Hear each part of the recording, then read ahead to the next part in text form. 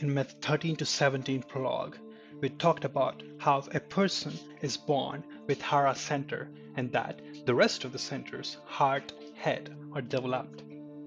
The navel or hara center can be referred to as a feeling center. There is no fulfillment if you're going after false needs. For example, when you're deprived of love, a false need for food might be created. So you go on eating food. You won't feel fulfilled because for you, the real need was love, not food. Thinking divides, feeling unites. Even when you think about the feeling center, you're still thinking.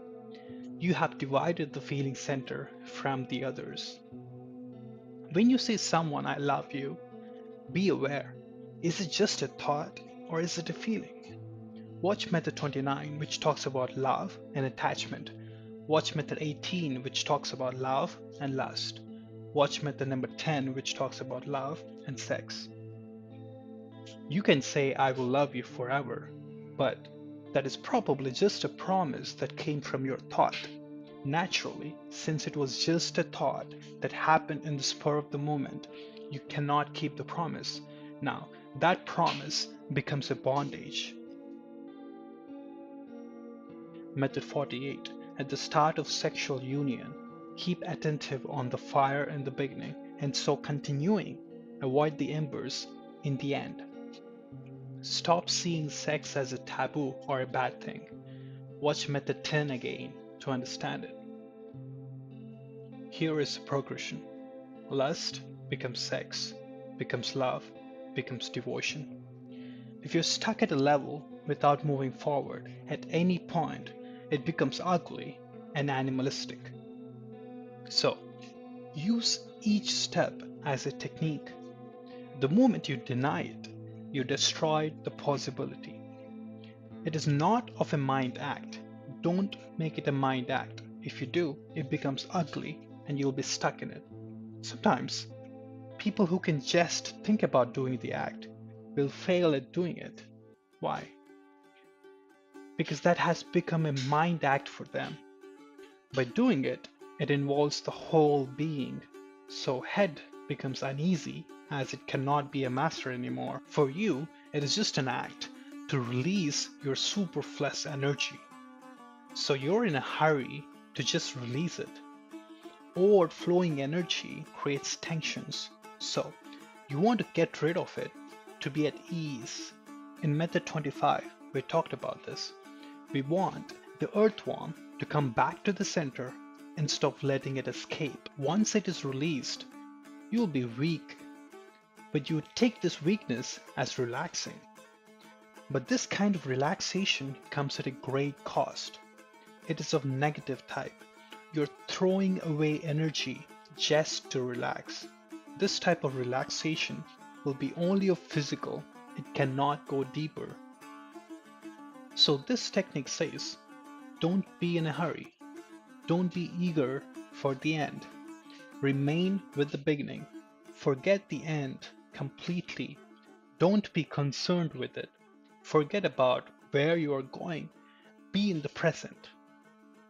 When the energy is overflowing, don't think about releasing it. Stay with the overflowing energy. Be with the fire. There are 3 ways of 2 persons meeting. These are not physical but spiritual. 1 as a square, 2 as a triangle, 3 as a circle. A square has 4 corners. There are 2 people meeting, but each person is divided into a thinking type and a feeling type.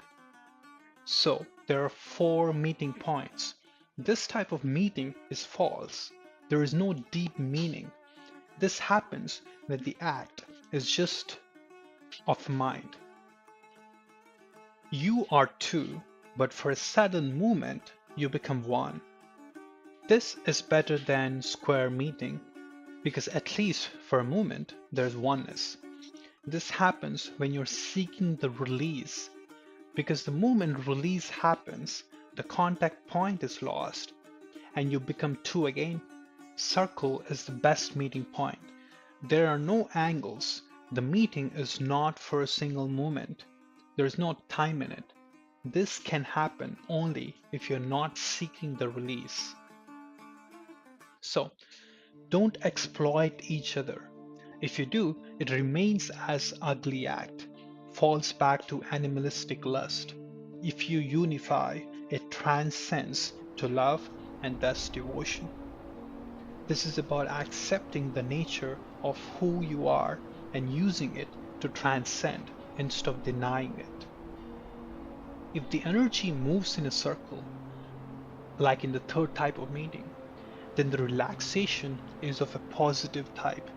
With no release, just the meeting, this becomes meditative. If the release is present, then there is no more fire.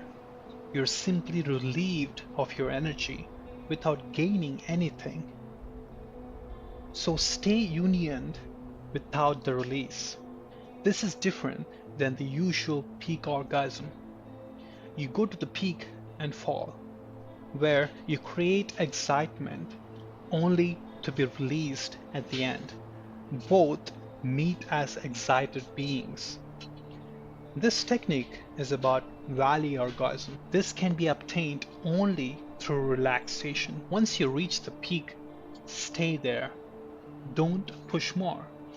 If you feel like the intensity is going down, push it to reach the peak. But once you're at the peak, don't be concerned about releasing. Be with the union. Stay with the intensity. There is no loss of energy. Energy will be renewed. Now, both can go into deep sleep together. You have never fallen because you have been in the valley, or rather, at the rising floor. Close your eyes. Feel the other energy flowing inside you. Become one with it. Melt with it. Both meet as relaxed beings. In the beginning, you might feel that something is missing, as there will be no peak or valley. But as you do this, valley will appear. Now, no peak is worth it, but you have to wait. Don't force it. Don't control it. Just relax. When your climb is very steep, you need to take a rest. Tantra calls this rest valley orgasms. These will allow you to climb to the top of Himalaya while enjoying the journey. On your way up, you will encounter many valleys. Resting in these valleys gives you the energy to continue to the very top. Relaxation is the problem. When you hear relax in the mind, it's translated as if some effort is needed. Because we keep hearing we must relax. Must implies as if you have to do something.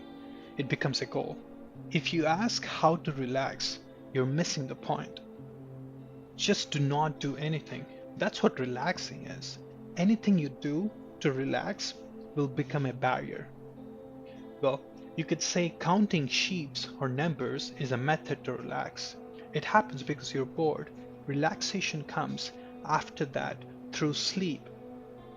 Being in an act is different. If you think, you won't be genuine.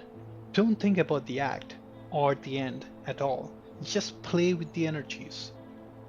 But one thing can be done. When you're excited, you breathe fast. Breathe deeply. It will help you to relax. Don't use mind. Don't talk. Don't do anything. Just feel the energy within you. The warmth.